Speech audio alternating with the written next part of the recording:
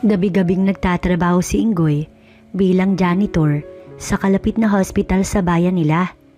Marami na siyang karanasan, ngunit hindi katulad ng sa mga kwento-kwento na nakakatakot. Hindi kalakihan ng hospital at mangilan-ngilan lang din ang naka-duty na nurse at doktor. Kulang din iyon sa kagamitan, kaya ang mga pasyenteng may critical na kalagayan tinatransfer sa provincial hospital sapagkat hindi sapat ang kagamitan ng hospital na kanyang pinagtatrabahuhan. Ilang taon na rin siyang nagtatrabaho ron at dahil nga sa panggabi siya, ginagawa na lamang niyang gabi ang umaga. Bukod kasi sa pagiging janitor niya, siya rin ang nagroronda sa kalagitnaan ng gabi hanggang sa mag-umaga. Hindi matatakotin si Inggoy, kaya naman walang problema sa kanya ang ganoong trabaho. Isa rin sa mga dahilan kung bakit hindi maiwan-iwan ni Inggoy ang trabaho niya ay dahil kay Miss Hana, isang napakagandang nurse na madalas nakikita ni Inggoy na nakikipagtagpo sa isang ring nurse na nagtatrabaho roon. Parehong dalaga at binata pa ang dalawa, ngunit hindi niya alam kung bakit ganoon na lamang ang pagkasabik ng dalawa sa isa't isa tuwing sasapit ang hating gabi. Wala man lang kaalam-alam ang mga ito na alam niya kung saan banda pumupwesto ang mga ito sa tuwing sasapit ang hating gabi. Noon ngang gabing iyon, inabangang muli ni Inggoy ang pagsapit ng hating gabi para lamang siyang nanonood ng live na palabas kapag nagkatagpo na ang dalawa. Alam na alam kasi ng mga ito kung saang parte ng hospital ang walang tao at walang CCTV. Naisip ni Inggoy na napakaswerte naman ni Alex, ang lalaking nurse na siyang kasintahan ni Miss Hana. Tsak na mawawalan ng mga ito ng trabaho, oras na may makaalam ng tungkol sa ginagawa ng mga ito. Aaminin ni Inggoy na sa tuwing lihim niyang pinapanood ang dalawa, nakakaramdam siya ng init. Iniisip niya na siya ang lalaking kasama ni Miss Hana. Gigil na gigil siya sa babaeng nurse sapagkat napakaganda ng katawan. Bukod doon, napakaganda rin ang mukha nito na para bang anghel na hindi makabasag pinggan. Kung hindi lamang niya napapanood ang mga ginagawa ng mga ito, iisipin niyang isang disenteng babae si Miss Hana. Nung una nga, akala niya wala itong boyfriend at parang takot naman ito sa lalaki. Ngunit hindi. Sabik pala ito sa lalaki pagsapit ng hating gabi. Nagmistula itong babaeng tigre na pinakawalan sa hawla sa sobrang wild. Yun siguro ang dahilan kung bakit mas nababaliw rito si Alex.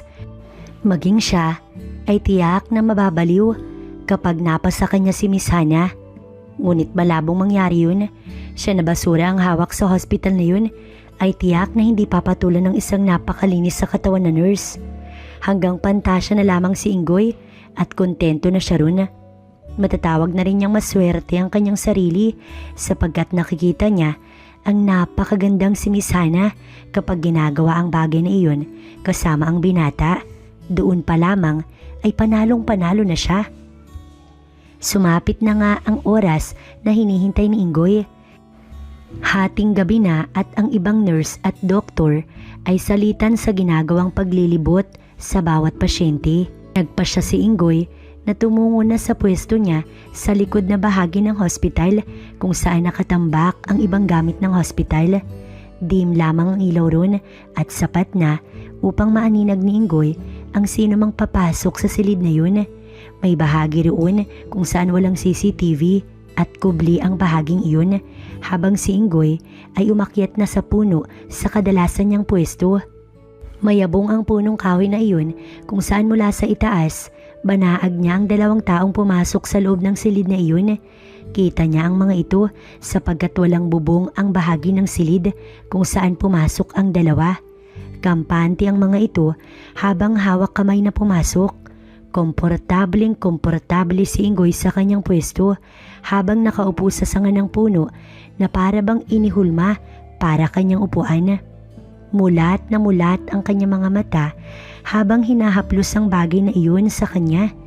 Nakita niya kasi na nagsimula ng maghalikan ng dalawa at nagiging mapusok na rin ang bawat galaw.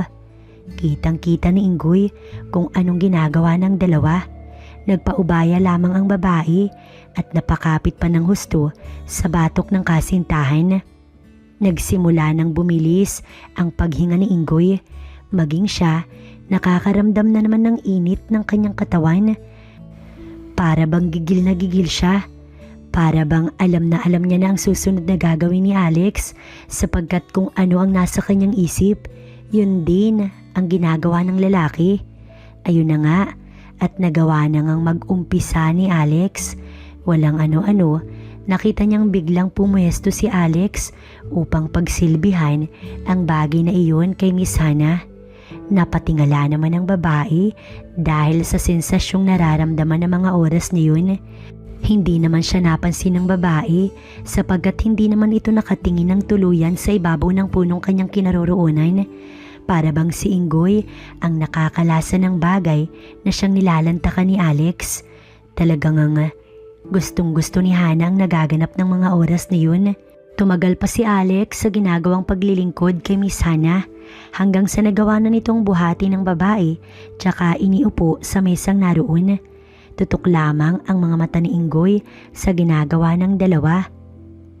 Mabilis ang bawat kilos ni Alex, kaya naman maging si Inggoy ay nagagalak na. Halos hindi na siya mapakali, lalo pat nakita niyang inihanda na ni Alex ang sarili sa gagawin nito. Ilang saglit pa nga, nasaksihan ni Inggoy ang muling pag-isa ng mga katawan ni na Miss Hana at ni Alex. Pakiramdam ni Inggoy, siya iyong gumagawa ng bagay na iyon. Kaya naman, ganoon na lang kainit ang kanyang pakiramdam. Sinabayan ni Inggoy ang ginagawa ni Alex. Lalo pa siyang nakaramdam ng init nang hindi malaman ni Miss Hana kung saan ibabaling ang paningin. Gustong gusto nito ang mga nagaganap ng mga oras na yun. Hindi nagsawa na kung tutuusin, halos gabi-gabi naman kung ginagawa ng mga ito ang bagay na iyon. Kaya nga nasanay na rin siyang gabi-gabing hinihintay ang mga ito. Sa puntong iyon, naghahangad na rin si Inggoy na marating ang dulo. Patindi na kasi ng patindi ang mga nangyayari at maging siya ay dinadala ng kanyang pantasya sa nalalapit na pagdating sa dulo. Panay ang ginawang paglunok ni Inggoy. Pakiramdam niya, panay rin ang panunuyo ng kanyang lalamunan. Hingal na hingal siya habang mas binibilisan ang ginagawa niya. Busog na busog ang mata ni Inggoy sa kanyang nakikita, kung kaya halos napako na ang mga mata niya roon. Maya-maya pa, nakita niya ngang tuluyan na ngang narating ng dalawang dulo. Napatakip pa sa bibig si Miss Hana nang sa ganoon, hindi ito makalikha ng malakas na ingay. Napatingala naman ng husto si Alex na para bang ninanamnam nito ng husto ang pagdating sa dulo. Sa ganoong punto, mas pinag-igihan nga ni Inggoy ang ginagawa hanggang sa tuluyan na rin niyang narating ang dulo. Bahagyang nanginig ang mga tuhod ni Inggoy at inayos ang kanyang sarili. Nang mga oras na yun, nakita na rin niyang nag-aayos ang dalawa ng mga sarili. Natagalan pa ang mga ito roon sapagkat inayos pa ni Miss Hana ang nagkagulo-gulong buhok nito. At bago tuluyang umalis, nagsalo muna ito sa isang mainit at malalim na halik na para bang kulang pa ang ginawa ng mga ito. Hinintay muna ni Inggoy na tuluyang makaalis ang dalawa bago siya nagpasyang bumaba ng punong kanyang kinaroroonan. Lumipas sa mga araw na ganoon ang nangyari. Ngunit isang gabi, tila na bago yata ang lahat. Ng araw na iyon, hindi pumasok sa hospital si Miss Hana. Akala ni Inggoy, hindi siya makakapanood ng live sa gabing yun. Ngunit nagkamali siya. Nagulat kasi siya nang sumapit ang hating gabi at nakita niya si Alex na may hila-hilang babae. Hindi si Miss Hana ang babaeng iyon sapagkat hindi nga nakapasok sa trabaho ang huli. Kilala rin ni Inggoy ang babaeng nurse na iyon at hindi naman iyon kagandahan kumpara kay Miss Hana. Palihim ngang sinundan ni Inggoy ang direksyon na tinutungo ng dalawa. Doon rin siya dinala ng kanyang mga paa sa palaging pwesto ni na Miss Hana at ni Alex sa tuwing ganoong oras ng hating gabi. Sa pagtataka ni Inggoy kung anong gagawin ng dalawa sa naturang lugar, umakyat siyang muli sa puno katulad ng palagi niyang ginagawa. At mula sa kanyang pwesto, kitang-kita nga niya ang dalawa. Noong una, nagkakatitigan lamang ang mga ito at hindi rin magawa ang mag-usap. Hindi magkakalayo ang edad ng mga ito at kaibigan din ni Miss Hana ang babae. Hanggang sa kitang-kita nga ni Ingoy na nagsalubong ang mga labi ng mga ito. Ganoon na lamang ang panlalaki ng mga mata ni Ingoy. Bukod pala kay Miss Hana, may relasyon din si Alex sa kaibigan nitong si Miss Julia. Kumunot ang noo ni Ingoy. Paano kayang nagkagusto si Alex kay Miss Julia? Hindi nga ito kagandahan. Natigil ang anumang iniisip ni Ingoy nang sa isang iglap, nagawa ng alisin ni Alex ang mga sagabal kay Julia. Noon, alam na ni Ingoy kung bakit. Mukha lamang palang hindi maganda kay Miss Julia. Pinagpala ito at talaga namang kapag iyong tinitigan ay para kang iniimbitahan. Awang ang mga labi ni Ingoy at hindi inaasahan na ganoon kagandang view ang tatambad sa kanya ng hating gabing yun. Mukhang napakaswerteng lalaki naman ni Alex at sa tuwing wala ang kasintahan nito, may reserba pa ito. Mukhang gustong-gusto rin ni Miss Julia ang ginagawa nilang iyon ni Alex. Buong puso naman ito kung pumayag at bakas na bakas ang galak sa mukha nito habang si Alex naman ay tila hindi na makapaghintay. Mukhang ng mga oras na yun, parang sabik na yata si Alex. Kitang-kita kasi ni Ingoy mula sa kanyang pwesto kung paano nitong panggigilan si Miss Julia. Baka nga siguro nais rin ito ng ibang babae at sawa na ito kay Miss Hana. Ngunit para kay Ingoy, mas maganda pa rin si Miss Hana. Kawawa nga lang ito at wala itong kaalam-alam sa ginagawa ng kasintahan nito sa tuwing ito ay wala. Hindi alam ni Ingoy kung iyon ba ang unang beses na ginagawa iyon ni Alex kasama si Miss Julia. Yun lang din kasi ang unang beses na nakita niyang mga ito na ginagawa ang ganoong bagay. Sa oras na iyon, para bang muling nakaramdam ng init si Ingoy. Kapag talaga napapanood niya ang ganoong tagpo, siya itong parang sinisilaban ng init sa katawan. Naiinggit siya na hindi niya maintindihan. Naiisip niya na sana kung ganoon lamang din siya kaswerte. Ngunit kahit ganoon, komportable na siya sa ganoon. Napanood-nood lamang, kaya naman ano pa nga bang gagawin ni Ingoy kundi sabayan ang ginagawa ng dalawa. Mukhang mas matindi ang gagawin ng dalawa ng gabing yun kaysa sa ginagawa ni Alex kay Miss Hana. Mukhang mas nakakasabik si Miss Julia kahit pasabihin hindi naman kagandahan ang mukha nito. Napalunok si Ingoy nang hindi mapigilan ni Miss Julia ang saya gawa ng serbisyong ibinibigay ni Alex dito. Napahiyaw lang naman ito na tiyak niyang hindi naman hiyaw ng babaeng nasasaktan, kundi nasisiyahan. Hindi man lang ito pinigilan ni Alex sa ginagawa nitong pag-iingay na para bang gustong-gusto rin iyon ng lalaki. Nakaramdam ng panunuyo ng lalamunan si Ingoy. Naroon ang kanyang kagustuhan na siya ang gumagawa ng bagay na iyon sa babae. Ano kaya ang pakiramdam kapag siya ang nasa kalagayan ni Alex? Tiyak, nasisigaw sa saya si Ingoy. Mukhang kapanapanabik pa naman itong si Miss Julia. Para bang napakasarap nitong kasama. Bumibilis na rin ang paghinga ni Ingoy sapagkat kanyang sinasabayan ang ginagawa ng dalawang pinapanood niya. Ninanamnam ng husto ang dalawang ginagawa at walang pakialam sa paligid. Kung mayroon mang nakakaalam ng komplikadong ginagawa ng mga ito, walang iba kundi si Ingoy. Siya ang nakakaalam na nagloloko si Alex sa kasintahang si Miss Hana. Ngunit ano nga naman ang magagawa niya kung magsusumbong siya? Baka mawalan pa siya ng trabaho. Pipiliin na lamang niyang manahimik at nanonood na lamang siya. Kahit sa ganoong paraan naman, nakakaraos na siya kahit papaano. Magtsatsaga lamang siya sa kanyang sarili sapagkat hindi naman siya pinagpala katulad ni Alex. Tiyak ni Ingoy na naghahalo na ang pawis ng dalawa. Kung anong bilis ni Alex, ganun din kabilis ang kamay ni Ingoy. Hapong-hapo na siya at mukhang mauuna pa yata siya sa dalawa. Ngunit kailangan niyang pigilan ang sarili. Mukhang sa ginagawa ng dalawa at sa nakikita at naririnig ni Ingoy, malapit na rin yatang marating ng dalawa ang dulo. Halos mabaliw na kasi si Miss Julia sa boses na pinapakawalan nito at para bang anumang oras, makakarating na ito sa dulo. Nang gabing yun, sabay na ngang narating ni Miss Julia at Alex ang dulo. Sinundan naman ni Inggoy ang mga ito at talaga namang satisfied si Inggoy.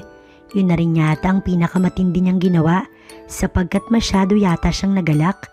Hinintay niyang muli na makapag-ayos at makaalis ang dalawa bago siya bumaba sa puno.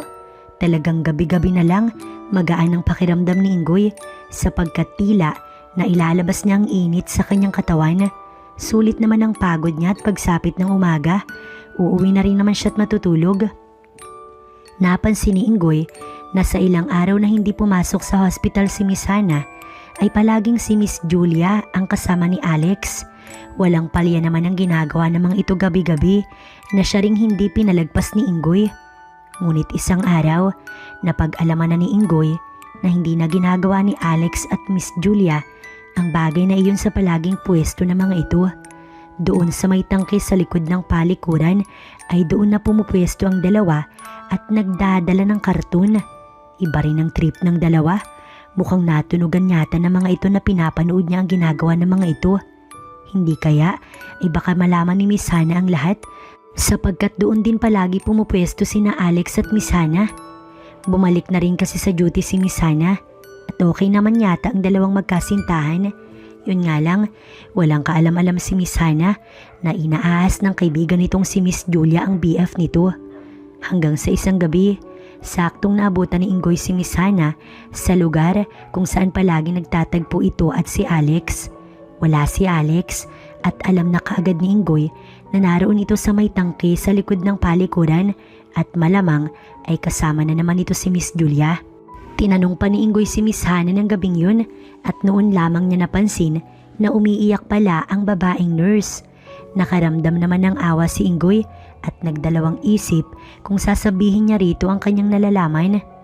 Hanggang sa huli, sinabi na nga niya't hindi na nakatiis. Ganoon na lamang ang iyak ni Miss Hana at maya-maya pa napayakap ito sa kanya habang yugyug ang balikat sa pag-iyak. Napalunok si Inggoy. Amoy na amoy niya ang napakabangong halimuyak ng babaeng nurse ng mga oras na yun. Tinapik-tapik naman niya ito sa likod.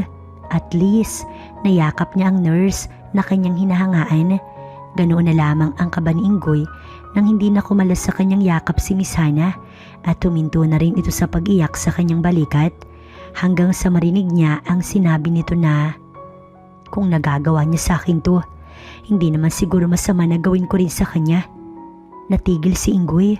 Anong ibig sabihin ni Miss Hana? "Pasayahin mo ko ngayon, Inggoy. Ipapakita ko kay Alex na hindi lamang siya mag-i-enjoy sa ginagawa niyang panluloko sa akin." Napamulagat si Inggoy sa narinig. Hindi niya alam kung tama ba ang narinig niya. Nais ni Miss Hana na pasayahin niya ito. Para bang paulit-ulit iyong narinig ni Inggoy sa kanyang pandinig. Napalunok siya. Mukhang tinamaan yata siya ng swerte ng gabing yun. Sino ba namang lalaking makakatanggi sa babaeng napakaganda na nga, ubod pa ng bango? Hindi alam ni Inggoy kung ano ang kanyang sasabihin. Alam niyang kaya lamang nasasabi ni Miss Hana ang bagay na iyon dahil masama ang loob nito sa kasintahang si Alex. Ang tanong, sasamantalahin ba ni Inggoy ang kalungkutan na nararamdaman ng babaeng nurse? Kung mabait na tao si Inggoy, tiyak na hindi siya papayag. Ngunit dahil nga sa ipinanganak siyang makasalanan, susunggaban niya na ang pagkakataon. Isa iyon sa pangarap niya at matutupad na sa gabing yun. Hindi siya pwedeng humindi. Hanggang sa maya-maya pa nga, naramdaman ni Inggoy ang mga labi ni Miss Hana na walang kiyemeng binibigyan ng maliit na halik ang kanyang leeg. Dahil doon, tuluyan nang nilukob ng init si Inggoy. Hindi niya napigilan at nagawa niya ng haplusin ang bewang ng babae habang hinahalikan nito. Talagang hindi na makapaghintay pa si Inggoy.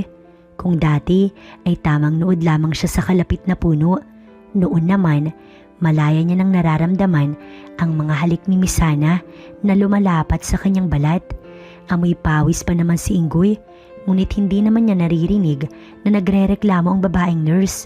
Sa halip, walang pandidiri nitong hinahalikan siya. Talaga nga namang walang katulad. Halos pangunahan ng panginginig ng katawan si Inggoy ng mga oras na yun. Ngunit kailangan niyang mag-focus. Kailangan niyang sulitin ang gabing yun. Kaya naman, hindi siya nahiyang halikan pabalik ang babae. Sa wakas, nagtagumpay si Inggoy at nadama niya ang napakatamis na labi ni Miss Hana. Para bang gustong gusto niya itong papakin sa sobrang panggigigil na kanyang nararamdaman. Halos hindi na nga makapaghintay si Ingoy sa mga mangyayari. Kaya naman, inumpisahan niya ng gawin ang bagay na iyon. Dahil sa parehas ng ang uhaw, hindi na sila nagpatumpik-tumpik pa. Napapapikit na ang babae ng mga oras na yun at ganoon din naman si Ingoy. Talagang masayang-masaya siya ng mga oras na yun dahil natupad na ang kanyang pangarap na mapasa kanya si Miss Hana. Walang kapantay ang gabing yun.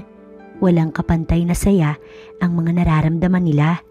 Walang kapantay na saya ang hatid sa kanya ni Miss Hana. At maya-maya pa nga, hindi na nila malamang dalawa ang gagawin dahil mararating na nila ang dulo. Pawisan at lupaypay ang mga katawan ng matapos. Saglit silang nagpahinga bago nag-ayos ng kanika nilang mga sarili. Nang makapag-ayos ay akma na sana silang aalis nang biglang dumating si Alex.